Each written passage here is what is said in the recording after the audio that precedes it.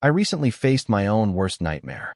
A couple of fake HOA officers tried to evict us and aimed a gun at my 82-year-old grandpa. And their excuse? They said it was an emergency order to get us to move. Funny thing is, the only thing tested that day was how fast they ended up in cuffs. Let me back up a sec. This all started because my grandpa's acre of land, right there in Creekwood Estates, North Carolina, was the only spot left with real, old-growth trees. The kind that remember a world before vinyl fences and matching mailboxes. The kind Betty Brown, president of our HOA, calls a hazard. I call her Karen, just never to her face. Grandpa Jack just calls her that woman. He fought in Vietnam. He knows a thing or two about hazards, and Betty in a golf cart isn't one of them. Or so we thought. The trouble started on a Tuesday. I walk out to get the mail, and our mailbox isn't just dented, it's absolutely pancaked. The post is bent over like a crushed soda can, mail scattered in the ditch, some of it torn open. This wasn't a car accident. Tire tracks in the soft earth are deep and deliberate. Someone stopped, got out, and used a sledgehammer or something like it. I pick up a letter addressed to Grandpa, from the VA, ripped right down the middle, and I swear my blood runs cold then hot. You don't mess with a man's mail, especially not a veteran's. I take the shredded mail to Grandpa, who's out on the porch cleaning a pair of old binoculars. He sees my face, then the mail, and just sets the binoculars down slow, like he's already playing chess 3 moves ahead. He stands, stiff in the knees, and mutters, "Federal offense." Not a question, a fact. I say, "I'm calling the postal inspector." He nods, tells me to get a file number, no switchboards. That's Grandpa, always about the details. While I'm on the phone, he's in the garage, coming out with a new steel post, a bag of concrete, and a shovel. He's 82, digging a hole like he's 40, stubborn as a mule. The agent on the phone, Martinez, gets real serious. I give him Betty Brown's name, tell him about the ongoing land dispute, how she wants our acre for a pickleball court. Martinez tells me to document everything, take pictures, keep a log. Says he's already got a case in our county, could swing by. I hang up and spot a black SUV creeping down the street. No plates, just a dealer tag. Window slides down, a phone flashes, driver snaps a photo of me of the house.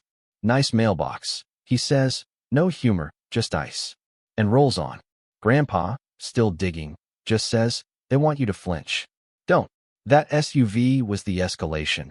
The mailbox was the message. The SUV was the exclamation point. They weren't just being petty anymore. They wanted to scare us out. Grandpa wasn't about to budge. He finishes setting the new post, 3 feet deep, like a defensive barrier. As the sun sets through those hated oaks, he wipes sweat off his brow and tells me, "Go get the security cameras, the good ones." He was ready for this, probably before I even noticed. The SUVs start showing up every day. 2 of them, black, always with a clear view of our driveway, no plates. Sometimes they follow me to the store, keeping distance, but never losing sight. It's meant to get under your skin. And yeah, it made me mad, but Grandpa? He calls them the welcoming committee, waves at them like he's on parade. It drives them crazy. I start taking photos, logging every visit, every time, every route. The same 2 guys every time, big, ex-football types in polos with an eagle and gavel embroidered on the chest. Supposedly the Creekwood Estates Compliance and Safety Board. A quick online search says that board doesn't exist. It's just Betty's made-up title for her 2 hand-picked goons. One night, as Grandpa and I are installing the new high-def night vision cameras he bought just in case, one of the SUVs parks right across the street. The goon in the passenger seat, thick neck, permanent scowl, just stares. Grandpa never looks up, just asks for the 3/8 wrench. I say they're watching us. He just grunts, let them watch. People who hide look guilty. Then, almost like a parable, he tells me, in Vietnam, you learn a lot by watching. You learn when people get lazy, and they always get lazy. He locks eyes with me. They have no idea who they're dealing with. And honestly, I start to believe it. We finish the install, 1 camera on the porch, 1 on the garage, 1 on a tall oak in the backyard, all wired to a DVR in my office. We can watch live, replay footage anytime. That night, after the SUVs finally drive off, Grandpa sips his tea while I review the camera feeds. We have a record now, I say. Good, he nods. Now let's talk to Theo. Theo, our neighbor, is a retired electrical engineer with a ham radio forest in his yard. Bit of a gossip, but good people. He hates Betty more than we do. She finds him for his antennas, calls them an eyesore. Grandpa figures Theo can help. Tell him what's happening. Don't ask for help. Just tell him the story. See what he does. Grandpa's building a coalition. He knows this isn't a one-family fight. Bullies rely on fear and isolation, he says. We're taking away the isolation. Theo is delighted to stir the pot. He offers to set up a neighborhood radio alert. Jokes about broadcasting the HOA's crimes against fashion to the world. I like his style. The next big move comes Thursday night. It's past 10. I'm reviewing camera footage when, bam, everything goes dark.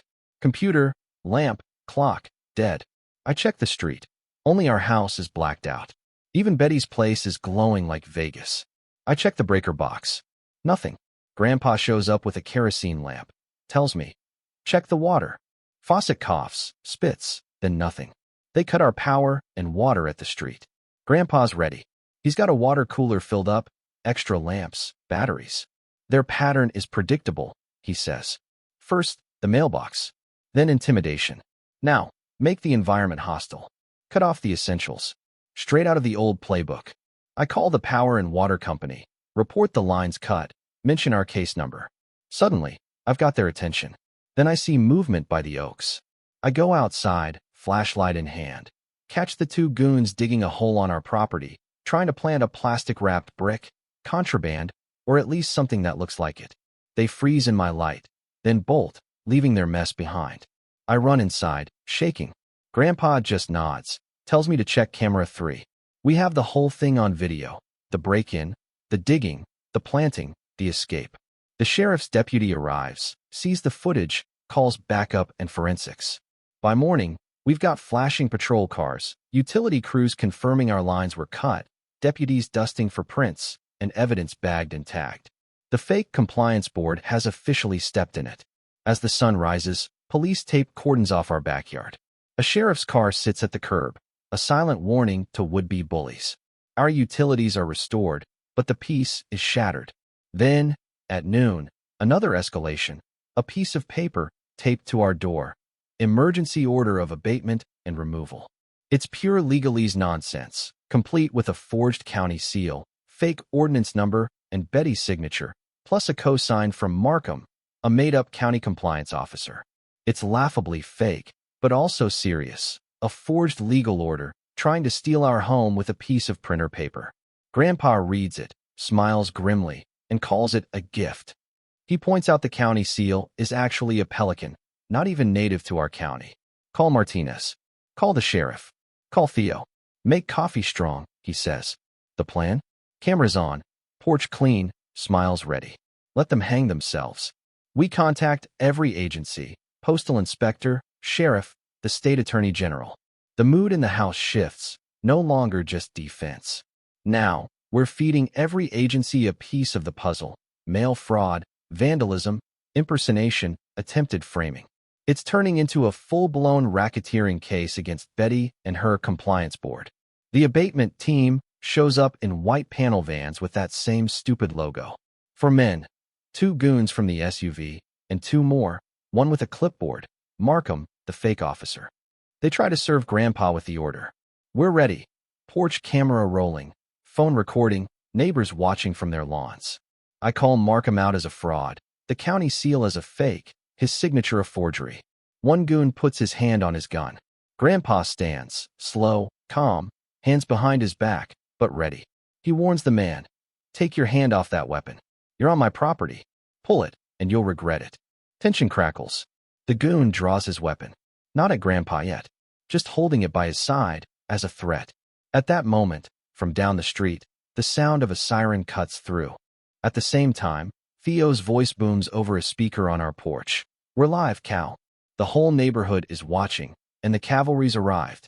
The goon freezes, caught between a siren, Grandpa's stare, and Theo's live commentary being broadcast across half the county. Neighbors step outside, one with a tire iron, another with a garden rake. Isolation is shattered. A red pickup screeches to a stop. The HOA's muscle is outnumbered, outflanked, and outclassed. The deputies roll up, guns holstered but hands ready. Drop the weapon now. Donnie, the goon, finally surrenders, his tough guy act evaporating in the flood of witnesses and sirens. They cuff all four men. Then an unmarked car pulls up, Postal Inspector Martinez himself. He collects evidence, connects the dots, takes custody of the goons for mail fraud, property crimes, and more. They search the vans, find planted drugs. Again, cameras catch them red-handed.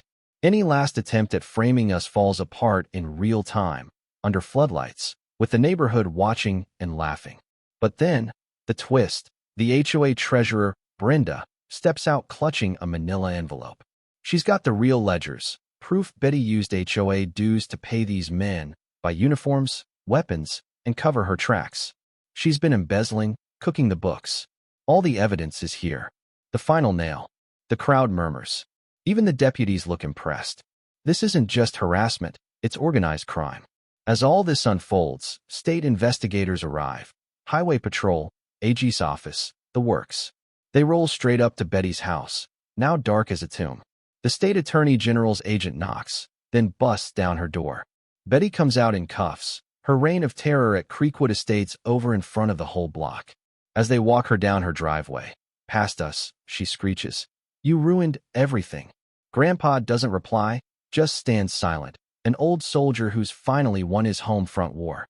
With Betty gone and the evidence stacked, the state dissolves the HOA. Dues end. Neighbors cheer. The oaks still stand. Kids leave bikes on the lawn. Theo keeps his antennas. Neighbors drop by just to talk. Thank us. Bring pie.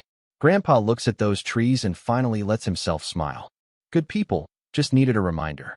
He fought this war the way he knew how. Patient, steady, always by the book. It's easy, when you're in the thick of it, to let anger blur the lines between law and revenge.